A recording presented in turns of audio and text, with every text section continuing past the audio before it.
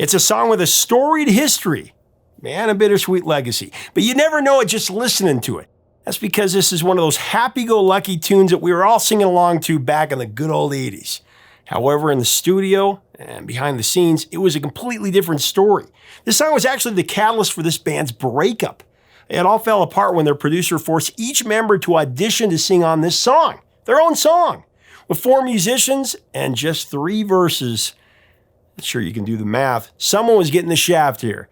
And then there was the music video, which has this iconic moment that all of us remember, a moment that turned one of the singers into America's sweetheart and left the others out in the cold. With the press and fans calling her the band's lead singer at that point, things got ugly fast. Stick around to find out if there's any way this divisive track could have a happy ending. The story's coming up next on Professor of Rock.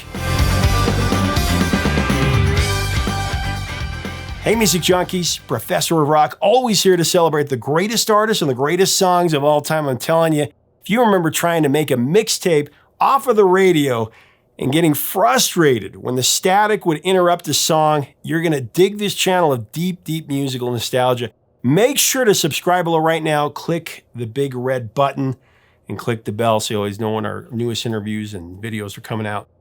I also have a Patreon. We have additional content there that helps to keep this music alive and to do more interviews and keep the history going, and we have our merch. Today, we're giving you the story of a band that we've actually yet to cover on this channel. I love these guys. They're an essential power pop quartet that ruled the US charts in the second half of the 80s.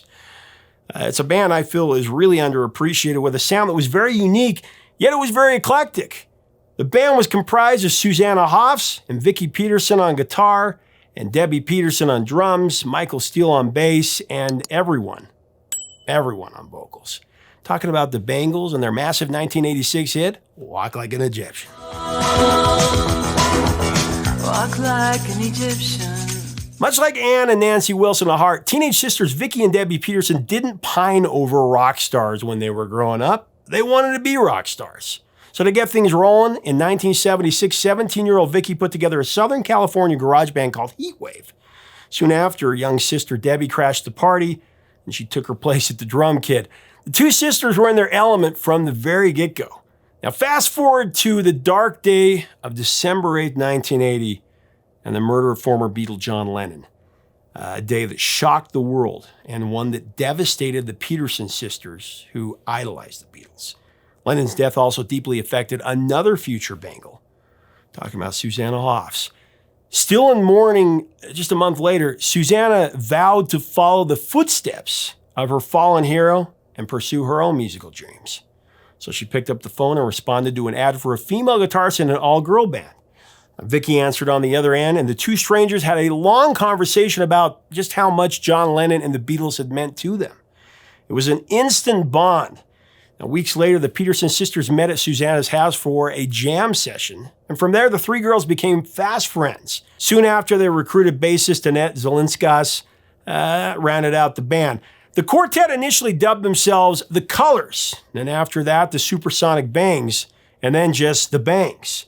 The Bangs started playing small clubs around Southern California and had the larger-than-life goal of becoming the female Fab Four, or at least Simon and Garfunkel. Those were Vicki's words, actually. Starting out the Bangs, they were part of the Paisley Underground, which was a loose collection of LA psychedelic and folk rock groups, which included bands like there was a Dream Syndicate and Rain Parade. And in 1981, the Bangs released their first single, Getting Out of Hand.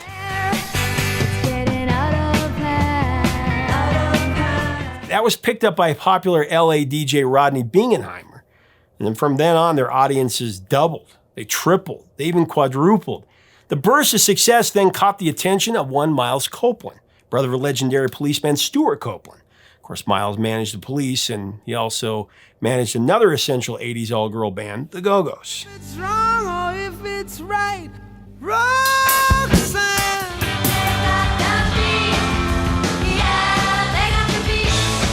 The Bangs signed with Copeland's Faulty Records. This happened in '82, and they recorded a 5-song self-titled EP. And then they started touring with English Beat. But there was a monkey wrench. Now, around this time, they received word that a band in New Jersey already had rights to the name The Bangs, and they were actually threatening to sue them. So while driving to Las Vegas for a gig, the girls started to brainstorm, new names for the band. They hated all of them. The Bangs is a perfect band name. It was short, it was punchy, it was them. So finally one night, while having dinner at a restaurant, in frustration, one of them wrote "bang less" on a napkin. The word caught their eye. Bangless. Take off an S, maybe they had something. Bangles. Seemed like a good fit. Plus, it sort of sounded like the band that inspired them, the Beatles. So it was a go. By the fall of 1983, Miles Copeland secured the Bangles a deal with Columbia Records. However, just prior to signing, Annette quit to join her boyfriend's band called Blood on the Saddle. Acting fast to replace Annette, the girls hired bassist Michael Steele, who was a founding and former member of another all-girl band, the legendary band The Runaways. With Michael in the lineup, the Bangles released their first full-length album, All Over the Place. This was on May 23, 1984. The record stalled at a disappointing number 80 on the Billboard 200, though, and neither of its two singles charted, Hero Takes a Fall and Going Down to Liverpool. It's a great record, though.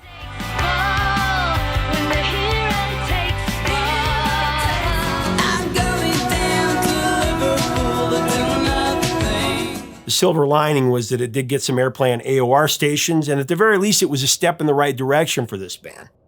Now, the Bangles' sophomore album, 1986's Different Light, that would be their breakthrough, of course. Filled with big hits, the record delivered 5 singles in all. There was Manic Monday, If You Knew What She Wants, Walking Down Your Street, Following, and of course today's featured song, the iconic Walk Like an Egyptian.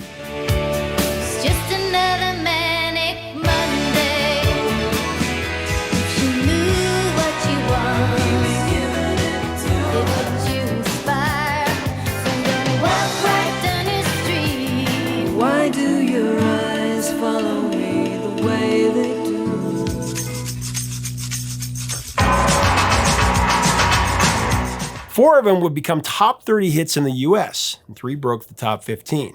2 of them reached the top 5. The multi-platinum success of Different Light, it introduced the Bangles to a much wider audience than ever before.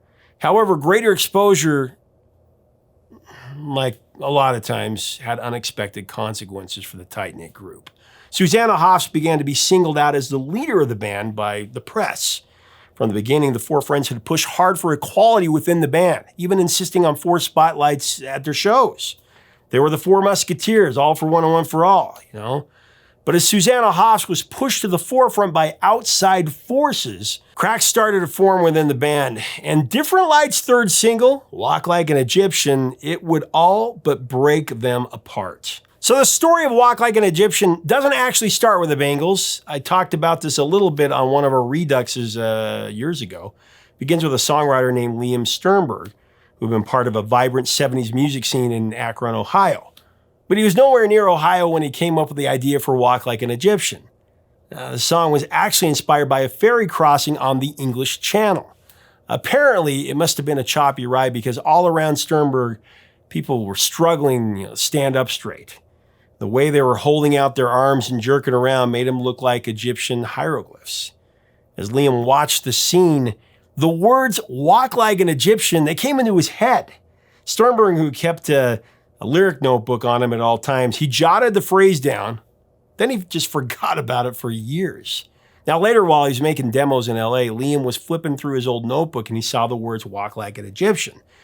And right there, inspiration struck, and he turned the phrase into an upbeat song about ancient Egypt and included references to hieroglyphs and sand dancing, the Nile River, and, of course, crocodiles. Liam then transitioned to the modern era with waitresses and school kids and cops at the donut shops, all walking like Egyptians.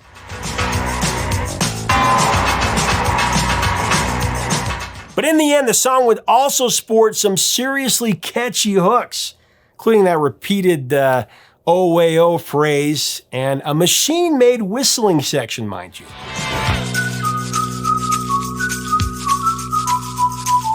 Nope, nobody's actually whistling on the track. Listening to the finished demo, Liam was convinced this song was going to be a smash, and of course he was right. Said Sternberg, "I thought, if this isn't a hit record, I'll never write one." The demo was initially offered to Tony Basil, of Hey Mickey fame.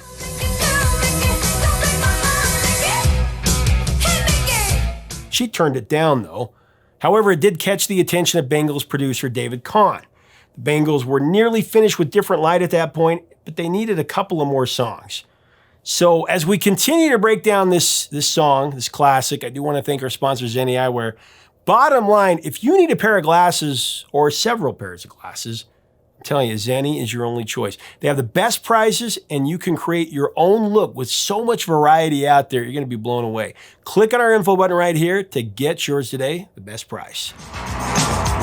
The blonde waitresses take their trays, spin around. So at this point, the recording process had already been very difficult for the band. They were continually at odds with Kahn's methods.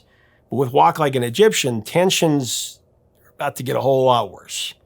Debbie in particular had strong objections to this song, not the least of which was that it was built around a drum machine groove. Not the kind of news you want to hear when you're a drummer. Basically, the song would take her off the kit and put a tambourine in her hand.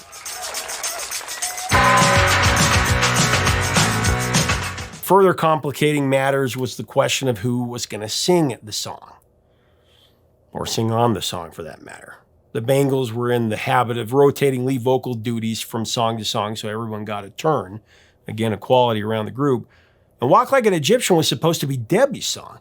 However, Kahn didn't think that she could pull it off, so he had all four members audition for the track's 3 verses, pitting Bangle against Bangle. David had each girl compete in the studio while the others just watched. Said Vicky about it, "We never had to audition for our own songs before this, so it was a little uncomfortable for everybody, including for Debbie, who in David's eyes didn't make the cut." Debbie was more straightforward. She said that the process made you feel like a piece of shit. That's what she said. It just made you feel terrible. Ultimately, Kahn said he didn't like Debbie's voice and he kicked her off the song completely. Vicky got the first verse and chorus, Michael the second, and Hoffs sang the third. But there were no winners here, I'll tell you. All 4 friends were completely demoralized.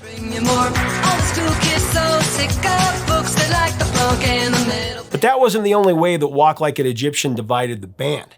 To bolster the song's exposure, the Bangles shot an eye-catching music video for MTV, of course. This was the 80s. The promo featured clips of the Bangles performing on stage, scenes of the group dancing in Egyptian-style clothing, and a cross-section of New Yorkers doing their best Egyptian walk. Very iconic.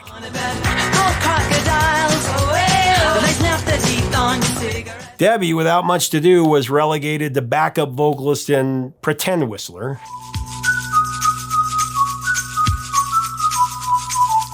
The video hit heavy rotation on MTV and turned the band into superstars. But one band member, more than others, came out on top. Do you remember this? Walk like an Egyptian. With one roll of the eye, Susanna Hoffs made every guy in Generation X do what Garth would later say. She makes me feel kind of funny, like when we used to climb the rope in gym class. That close-up shot of Susanna looking from side to side, it cemented her as #1 among equals within the band, and it propelled her even further into the media spotlight. But the crazy thing is, it was completely unintentional. I mean, she had no idea the camera was zoomed in on her at the time. As Hoffs explains it, the Bangles were on day 1 of a 2-day shoot in New York. They were performing in front of a live audience in a warehouse, and the cameras were set really far back in the crowd. Walk like an Egyptian. Said Susanna about it, "I had no idea how close up it really was. Back then, we'd perform live. I'd pick a friendly face in the middle of the crowd and then someone to my left and someone to my right, and I would sing to them, using them as my focal points. That's what I was doing in that part of the video. I wasn't aware it was such a tight shot. You know, people always ask me, were you trying to do something with your eyes there? Was that a thing?" Honestly, Susanna never meant it to be a thing. But yeah, from then on, it was a thing, a big thing. Again, the first time I saw it, I was in love, as were every one of my friends. It was one of the greatest moments of the 80s, if you ask me.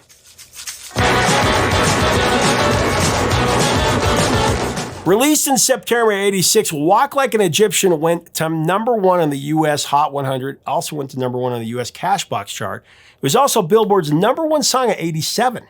Internationally, it went top 10 all over the world. It went to #8 in Switzerland, #6 in Austria, 3 in UK, Number 2 in Ireland and New Zealand, and number 1 in Spain, South Africa, Germany, the Netherlands, Australia, Belgium, and Canada. It was global, very popular. No word on Egypt, though.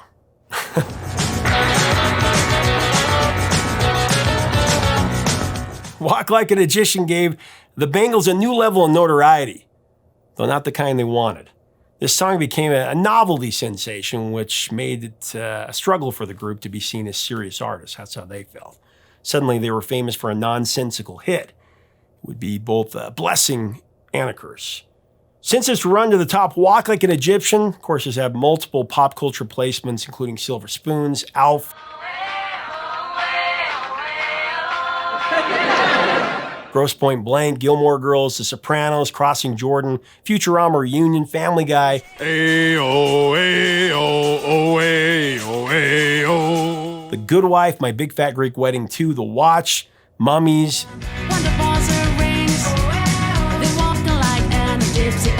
Walk Like an Egyptian has also been covered by Soul Asylum,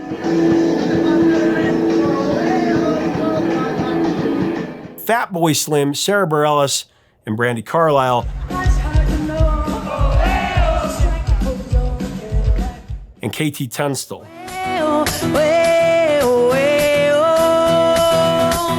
Currently, Walk Like an Egyptian boasts almost 500 million streams on YouTube and Spotify, very close. So after the success of Walk Like an Egyptian and Different Light, the Bangles went back to the studio in 1988 and they recorded a cover of Simon & Garfunkel's Hazy Shade of Winter. This one, of course, appeared on the Less Than Zero soundtrack. It climbed all the way to number 2 in the US, making it the band's 3rd top 5 US hit in just a few years.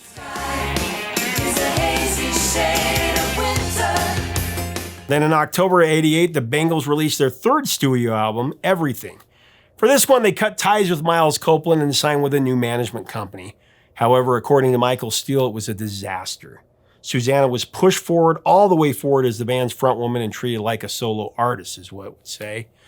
The cracks in the band just kept getting larger. Even so, the record was a smash, certified platinum in the US, and released 2 hit singles, In Your Room and Eternal Flame.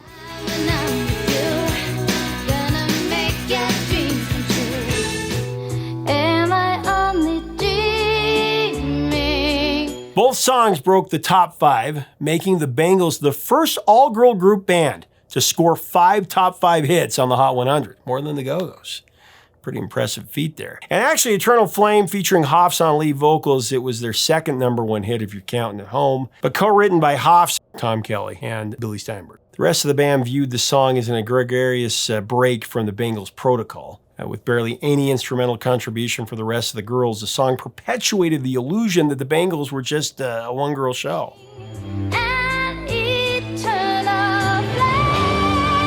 In contrast to the commercial heat that was kindled by Eternal Flame, things got outright chilly within the band. Said Susanna Hoffs about it, "It was like a marriage where everybody became estranged. It was a cold environment." And after nearly a decade of climbing to the top, the Bangles had reached an end. Susanna informed her bandmates that she wanted out. The Bangles broke up in September of 1989. All 4 Bangles went their separate ways, each diving into new musical projects. Notably, Susanna launched a solo career that has produced 5 studio albums and 3 cover albums with Matthew Sweet, all really good. Her debut single, My Side of the Bed, reached number 30 on the Hot 100, but surprisingly, one of the biggest surprises for me, it would be her commercial peak.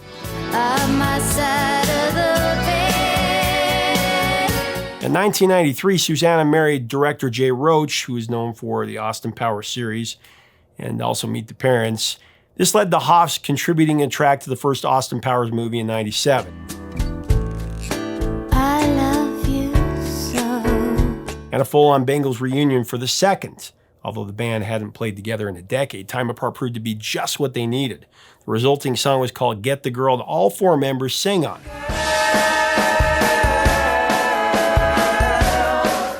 And then in 2000, the foursome gave us their first full-length recorded live performance at Hollywood's House of Blues.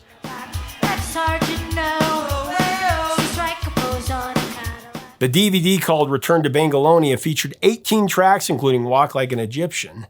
This time it had Debbie playing guitar front and center with her other three bandmates. Very cool.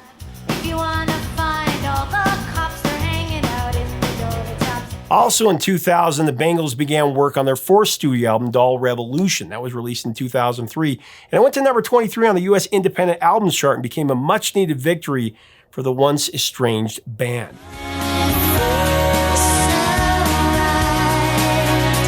So many years later, Walk Like an Egyptian, it's become something of a bittersweet legacy for the band, like a lot of hit songs for other bands.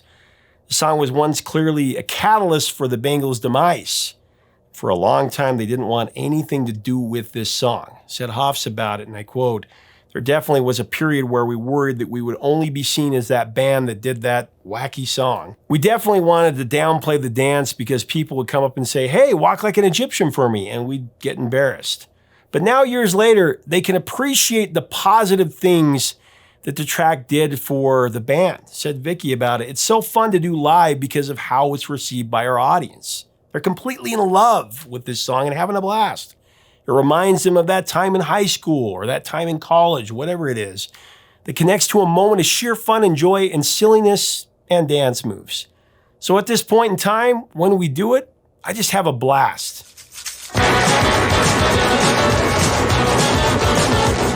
You know what? It is a blast. I mean, I remember I was on a field trip this one time and the bus driver started playing the radio. He was a really cool bus driver. This song just came on. It's like everyone on the bus started humming along sheepishly to it. You know, they were kind of being sheepish about it. Me being the big music geek, I actually got up and started doing the dance.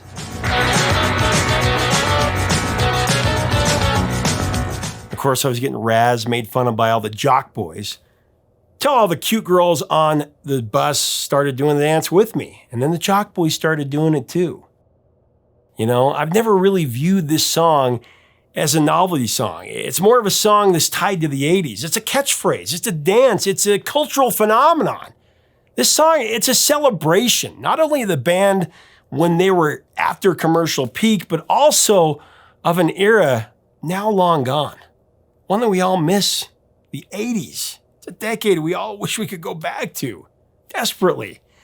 And you know what? For a few minutes, while listening to this song and singing along to it, we actually can.